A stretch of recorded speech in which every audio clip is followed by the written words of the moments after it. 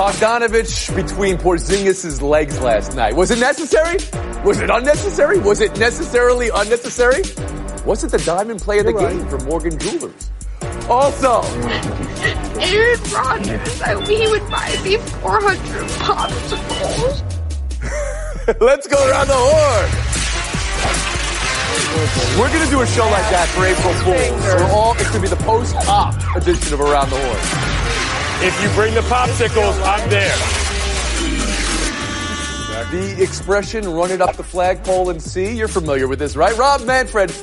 Well, he got the flagpole turned around and bolted back at his face, Mondo Duplantis style. A postseason expansion proposal, not met with wide approval, but we're going to give it a fair chance here to look at it. The format you see before you, going from 10 playoff teams to 14 playoff teams. Have the two teams with the best records get a bye. The teams with the remaining best records choose their first round opponents. Clinton Yates, you cover Major League Baseball. You're also a rational human being. How does this strike you? It strikes me as a solution to a non-problem. If I'm supposed to believe that Major League Baseball is overhauling the playoff system because they think that, more fans are going to tune in the regular season, I don't see this being the way. Or perhaps they're trying to distract from the Astros. Maybe the case for a couple of days. But if you break that down, after all, then you're dealing with people who are going to be watching anyway. And why we like it is because the playoff system, Major League Baseball, is the best already there is. I like the one-game format. It offers a fun solution. But moreover, think about this. For it to be easier for teams to get into the playoffs, you've got situations like the Brewers, who have been there twice and end up slashing their payroll. They can still get in without having to pay to compete in the same way, and that's ultimately why I don't like it. It rewards mediocrity in a way that I do not think is healthy for the game overall. Woody Page, how does it strike you? Well, Clinton, I think you left out one aspect here. More money from the TV networks if they have more playoff games and more playoff teams. That seems to me to be the root of what's going on here. But I got the feeling, and I'm sure Kevin would agree with me, that after work in New York, a bunch of the young executives of Major League Baseball said, let's go down and have some beers and talk this over. And they sat there and went, well, here's an idea, more playoff teams. Well, let's have a reality show. Let's let the teams pick their opponents. Let's make it 3 games. And so they just went beyond all hope of what you really should be doing. If you're going to worry about the game, how about shortening the length of the games? How about dealing with cheating? How about dealing with replay? I believe they're trying. Why don't you do with that? All those things. And this was another. Well, let me say this as we introduce Sarah Spain here. There are other leagues, NBA, NHL, where over 50% of teams make the playoffs. Baseball isn't like that. This gets them closer. Are you okay with that?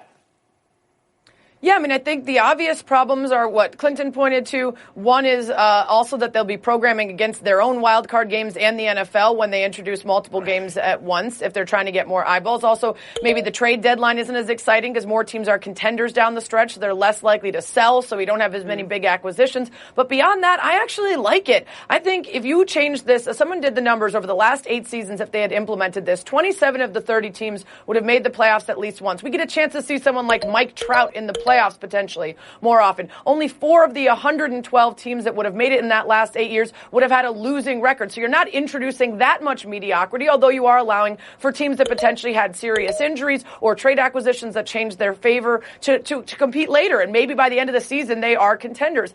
I think the schadenfreude that's possible with choosing your own opponent on television and then getting the breaks off you by said opponent is amazing. We don't see anything like that in sports. There's no other sport where you get to pick who you want to play against. You can try to manipulate the regular season to get there, and I don't think it even devalues the regular season. All right. Save the rest for your FaceTime, Sarah Spain.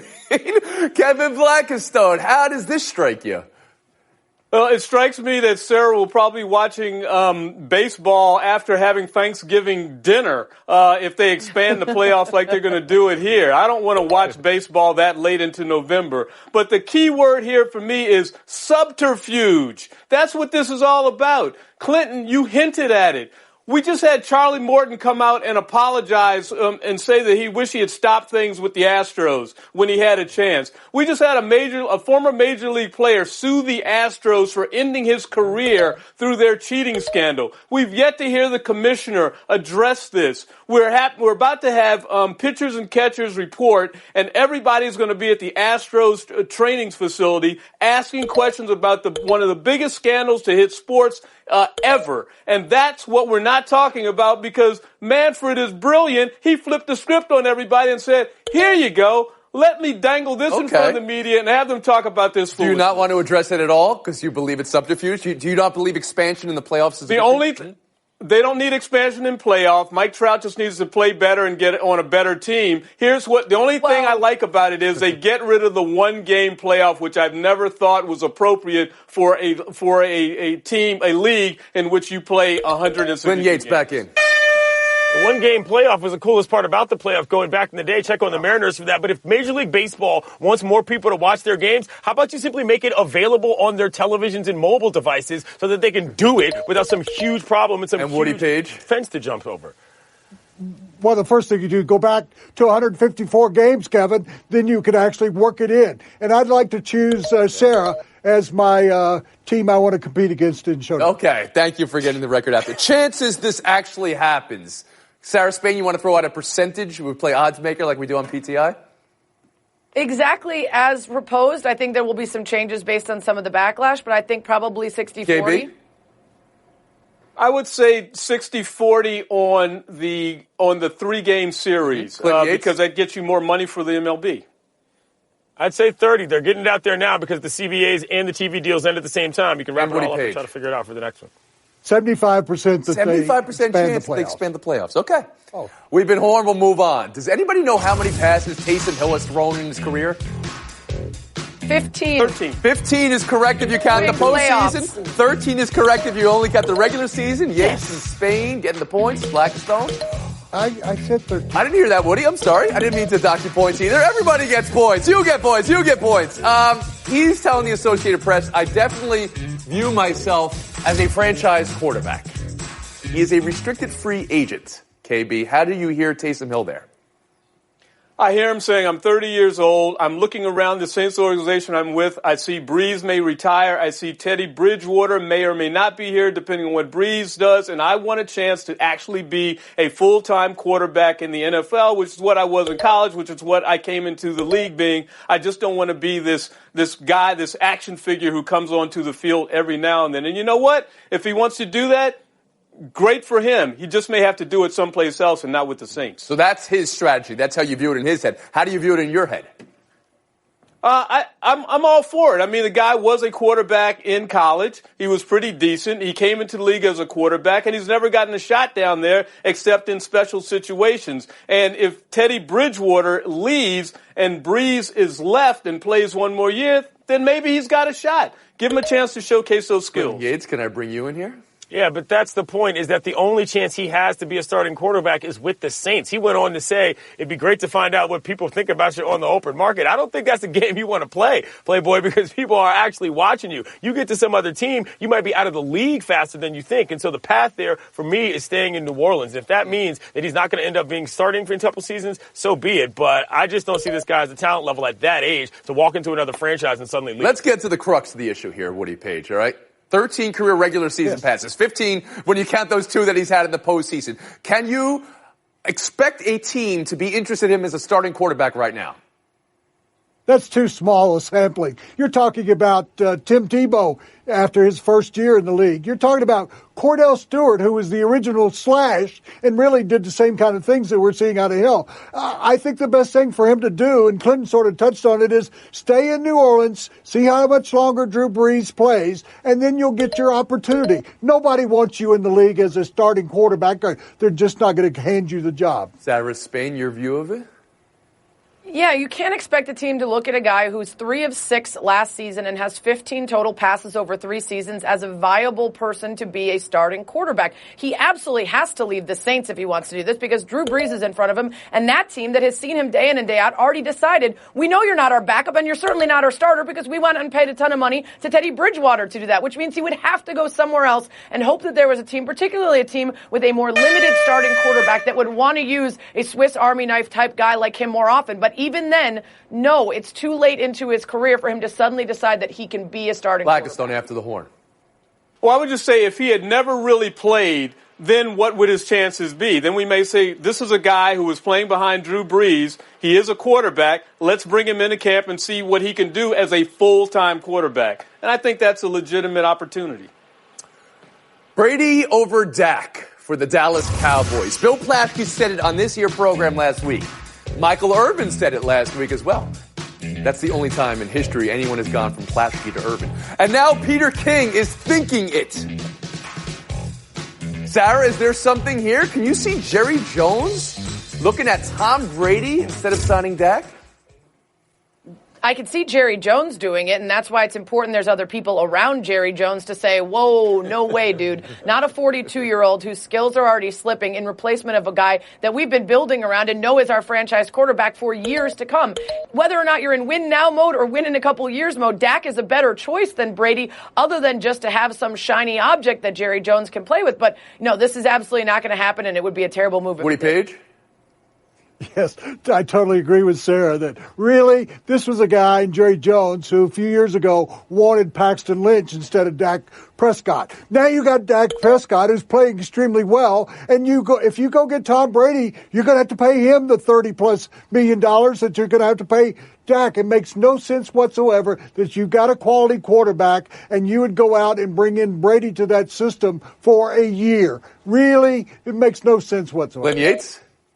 Never mind the headache he's going to bring. If you don't address this and address this quickly, the level of doubt you've signaled toward Dak Prescott that you not necessarily believe in him as the long-term franchise quarterback could do damage to that player that you don't want to do. This would be stupid on every level, not just the level. Okay, that's three people who are selling. Kevin Blackistone, is there anything in your head that says Jerry Jones might make this move, Brady over Dak Prescott? I mean, only if he wants to blow up his immediate future, or I should say the future for the next few years, because I just can't see you bringing in Tom Brady, who you wouldn't sign for, let's say, a 5-year deal, and getting rid of Dak Prescott. I just can't see that happen. It does not make sense. What do you want a last word after the horn? Sure, the Chargers and the Raiders can go out and he'll be a gate attraction. They draw 90,000 in Dallas. He's not going to bring any more people than that. KB, you said the immediate future is. Do you have different types of future here? Your future's ahead of you, and in your future, I see buy or sell on the other side. Stick around. Immediately. That future's in the rearview mirror. Welcome back to Around the Horn, brought to you by Chase. Coming to you from the Seaport District at Pier 17. We can play a new game in buy or sell if you guys want. Good tamper or bad tamper? Jimmy Butler and Joel Embiid's Menchies. I know a place where villains are welcome. Embiid's response to his old buddy, and also his response to Sixers fans. If I could take it, then you could take it. Full of tough, all love. He had a process in there as well in his responses. Clinton, what do you buy? What do you sell? I'm buying good tampering in the NBA. It's what makes the league more interesting than the rest, to see the banana boat for that little piece of fun. And also, I'm buying the fact that maybe Embiid should just get better on the court, and then we'll all have no problems with the social. Come on, man. You can do both. Woody Page? I'm buying all of it.